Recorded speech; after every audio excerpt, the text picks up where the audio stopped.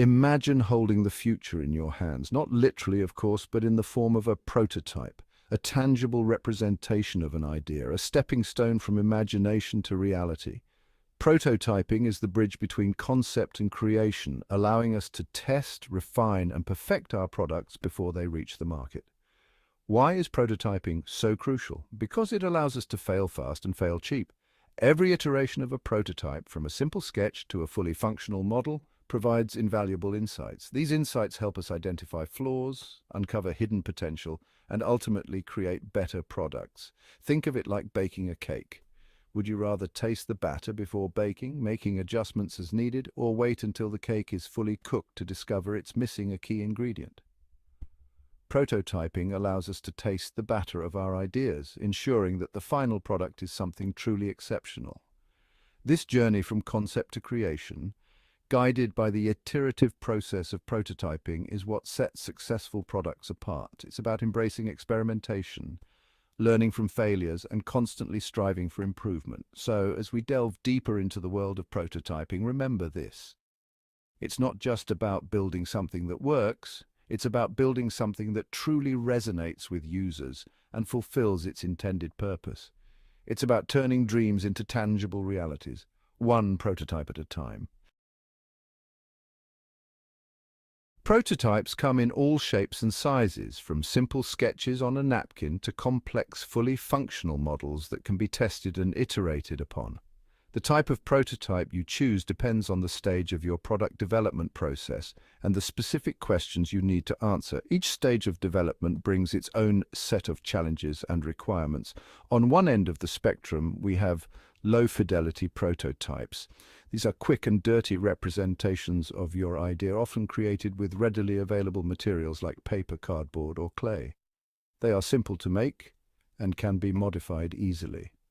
Low-fidelity prototypes are ideal for early-stage exploration, allowing you to visualize different concepts, test basic functionality, and gather feedback on the overall design direction. They help in identifying potential issues early on. Imagine you're developing a new smart water bottle. A low-fidelity prototype could be as simple as a cardboard cutout of the bottle with hand-drawn buttons representing different features. This basic model helps in visualizing the product's form and basic functionality. This allows you to quickly test the ergonomics, button placement, and overall size and shape of the bottle without investing significant time or resources.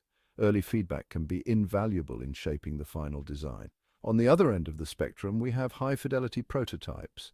These are more refined and detailed representations of your product, often created using advanced techniques like three-dimensional printing, CNC machining, or even small-scale manufacturing runs. They require more time and resources, but offer greater accuracy. High-fidelity prototypes closely resemble the final product in terms of look, feel, and functionality, allowing for more realistic user testing and validation of technical specifications. They are crucial for final-stage testing and refinement. For our smart water bottle, a high-fidelity prototype might involve a three-dimensional printed model with working electronics, allowing users to interact with the display, pair it with their smartphones, and test the bottle's smart features. This level of detail helps in fine-tuning the user experience. Choosing the right type of prototype is crucial for maximizing efficiency and gathering meaningful feedback throughout the development process. Each type of prototype serves a unique purpose and provides different insights.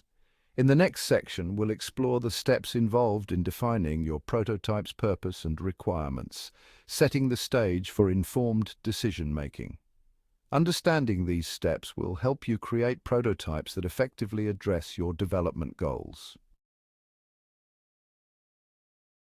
Before diving into sketches and materials, it's crucial to establish a solid foundation for your prototype.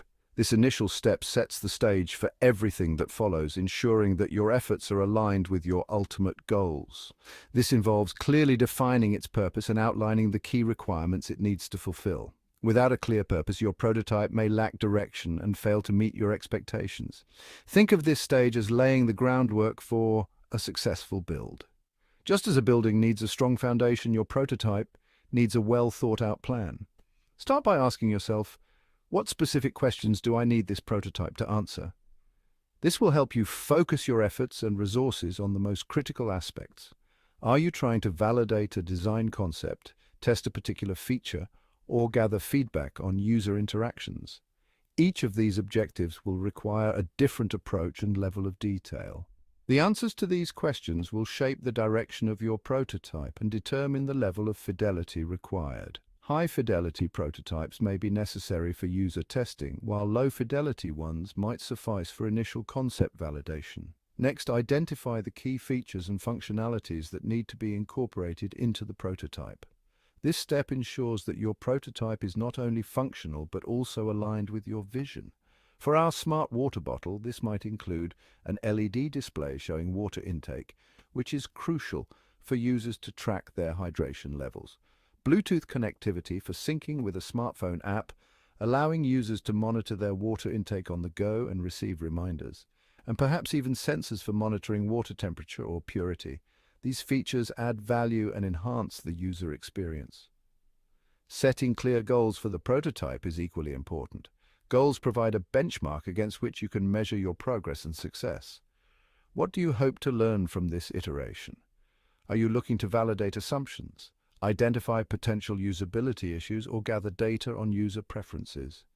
Each goal will guide your testing and evaluation process. Are you looking to validate assumptions, identify potential usability issues, or gather data on user preferences? Understanding your objectives will help you design more effective tests and gather more relevant data. Defining your goals up front will help you stay focused and measure the success of your prototyping efforts. Clear goals act as a roadmap, guiding you through the development process. Finally, don't underestimate the power of research and feedback. Talk to potential users, conduct surveys, and gather insights from industry experts. This information is invaluable for refining your prototype. And gather insights from industry experts.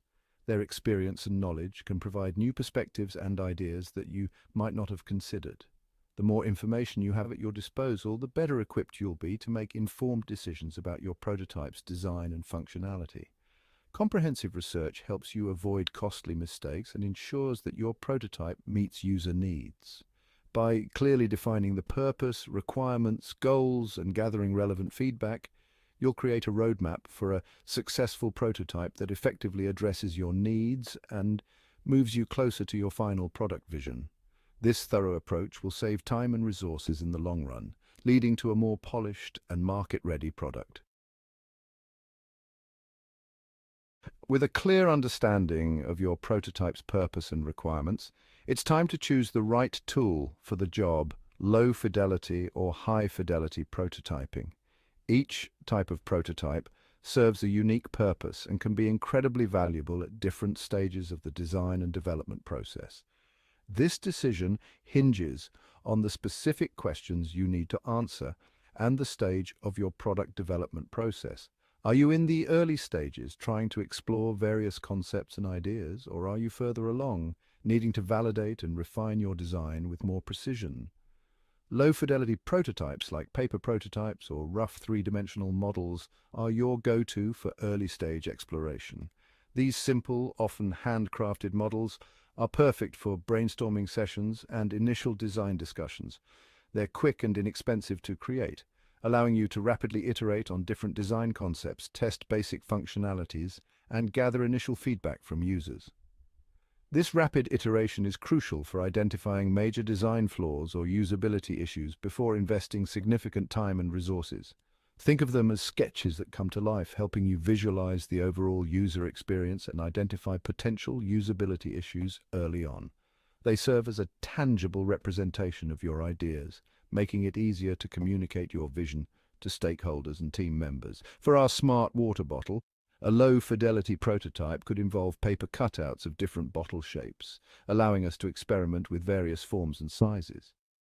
Buttons drawn on index cards, which can be easily rearranged to test different interface layouts, and string representing connections between components. This simple setup can help us understand the spatial relationships and interactions between different parts of the product. This allows you to test different button placements, screen layouts, and overall ergonomics without investing significant time or resources in building a functional model. It's a cost-effective way to explore a wide range of design possibilities. High-fidelity prototypes, on the other hand, are more appropriate for later-stage testing and validation. These detailed models are essential when you need to fine-tune the user experience and ensure that all technical specifications are met. These prototypes closely resemble the final product in terms of look, feel, and functionality.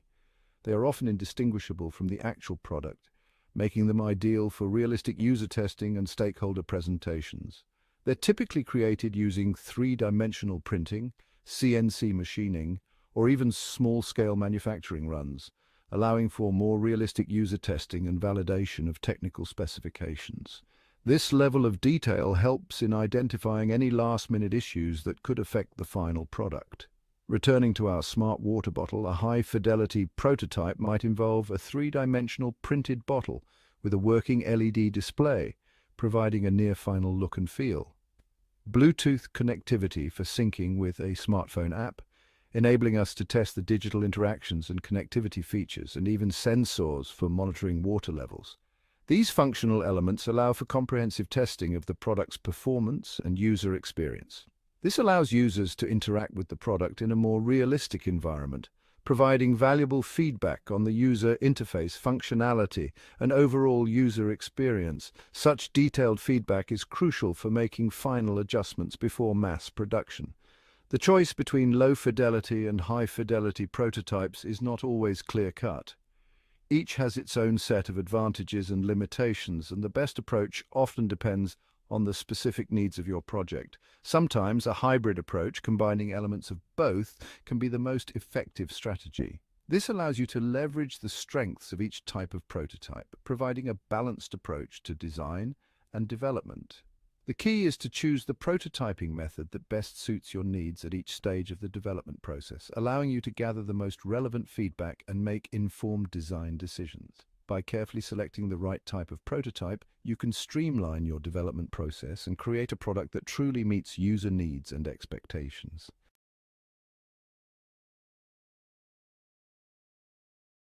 Commit your way to the Lord, trust also in him, and he shall bring it to pass. Psalm 37 verse 5.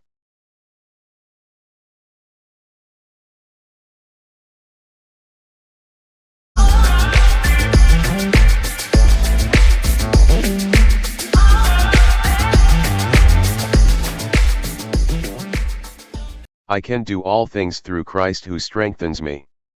Philippians 4 verse 13.